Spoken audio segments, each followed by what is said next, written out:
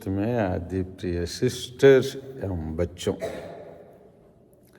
in English there is a proverb known as familiarity breeds contempt. You know the meaning of it? Familiarity breeds contempt. ज़्यादा पहचान रहना लोगों के बीच में वो अपने लिए नुकसान पहुंचाता है। उदाहरण के लिए मैं बता रहा हूँ, जैसे हम अभी इन दिनों में नो ड्यूज का टाइम में, नो ड्यूज के टाइम पर कुछ लोग आएंगे क्योंकि उनके बच्चे इधर पढ़ रहे, इसलिए उनको हम अच्छे से पहचानते हैं, वो भी हमको अच्छे से पहचानते हैं। वो लोग सरल से बोलते, अरे फादर हो जाएगा ना, इस दे देंगे फादर, हम यहाँ तो है ना, कहाँ जागेंगे, हम भागेंगे थोड़ी है। वो एक चीज़ कारण बनता है क्योंकि उन लोग हमको अच्छे से जानने से इसी प्रकार उसका लाभ उठाना चाहते हैं, फीस देने में झिझकते हैं। दूसरा है, जैसे हम जिस बच्चों से अच्छे से बातचीत करते या ज़्यादा मिलते जुलते तो उन लोग बातों में अरे फादर सुनिए ना, फादर सुनिए क्यों बोलते हैं, अरे फादर सुनिए, पहचान होने के कारण। नहीं तो अरे फादर सुनिए, हम घर पे बड़े लोगों को अरे फादर सुनिए बोलते तो डांटते नहीं, डांटते हैं। लेकिन जब फेमिलियरिटी हो, मतलब उस लोगों से ज़्यादा बातचीत करने से हमसे उन लोग ऐसे बोलने लगे। तो इसी प्रकार चीज़ क्या कर सकता है, इसलिए तो हम लोग हिंदी में बोल देते हैं, घर की मुर्गी दाल बराबर। उसी प्रकार यहाँ पर प्रभु यीशु अपने गांव में नासरेत में आकर वो हो सकता है ये दूसरा और तीसरा उपदेश हो सकता है, लेकिन उसके उपदेश ऐसा था, प्रभु यीशु शुरू से ही जो अपना योजना के अनुसार किस चीज़ को बदलना है, कैसे चेंजेस परिवर्तन लाना है, उसी के आधार पर प्रभु यीशु कुछ उदाहरण देकर कि यहाँ यहूदी के बाउंड्री सीमा को बाहर जाके कुछ उदाहरण उनके सामने प्रस्तुत करते हैं।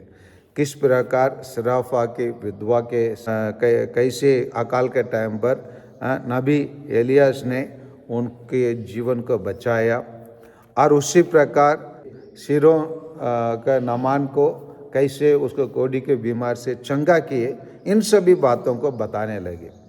ये शायद यहूदी लोगों के जीवन में इतिहास में हुआ कुछ घटना, उनके बारे में घटना नहीं है, उनके संबंधित रिलेट घटना नहीं है, ये गैर यहूदी लोगों के बीच में हुआ वाला घटना है। ये सबको सुनने में उनको अच्छा नहीं लगता। हाँ, आ गए, हम इतने सारे उराव लोग रहते, इनको छोड़ के उनके बारे में बात करते, कोढ़ाक लोगों के बारे में बात करते हैं, है ना, गोंड लोगों के बारे में बात करते हैं। बोल के हम लोग क्या कर सकते हैं, बुनबुना सकते हैं नहीं है, हम बुनबुना सकते हैं। वही चीज़ को यहाँ सभागृह में रहने वाले लोग सुनकर बहुत क्रोधित हो गए, गुस्सा लग गया उनको, और इससे गुस्सा लगने के कारण वह उन लोग उठ खड़े हुए और उन्होंने यीशु को नगर से बाहर निकाल कर क्या करना चाहे, जिस पहाड़ों पर उनका नगर बसा था वे उसी को उसकी चोटी तक ले गए। किस कारण से, वहाँ से उसको क्या कर दे, टकेल दे। मतलब प्रभु अपना मिशनरी कार्य शुरू कर रहे हैं, मिशनरी कार्य शुरू होने के पहले ही, आगे बढ़ने के पहले ही उसको ख़त्म करना चाहते हैं, क्योंकि प्रभु यीशु वो यहूदी लोगों की सीमा के अंदर ना रहकर और बाहर निकलने की बात करते हैं, और बाहर जो घटना हो उसी को ज़्यादा महत्व देकर बात करते हैं। इसलिए प्रभु यीशु के बात तो उनके लिए बहुत कड़वा लगता है, क्योंकि प्रभु यीशु कुछ बातों को कुछ सुधारने के लिए, कुछ परिवर्तन लाने के लिए इस धरती में आए। वो सब देखकर उन लोग आश्चर्य लगे, उनको ग्रहण करने में, और इंग्लिश में कहेंगे तो उसको डाइजेस्ट करना मतलब पचाने में उनको दिक्कत होता है। हो सकता है हम लोग भी ईसाई लोग हम कभी कभी ईश्वर गैर ईसाई लोगों के साथ है ना कुछ उदारता ज़्यादा दिखा देते हैं, या कलीसिया के लोग भी जैसे फादर लोग भी सिस्टर लोग भी कुछ उदारता गैर ईसाइयों को ज़्यादा दिखाने के बाद हम रहते हुए वे भी है ना, हम लोग ईसाई रहते हुए भी हमसे क्या फ़ायदा है, हमको क्या लाभ मिलता है बोल के हम क्या करते हैं, अक्सर प्रश्न उठाते नहीं उठाते हैं, हाँ उठाते हैं और नकारात्मक रूप से व्यवहार कर लेते हैं।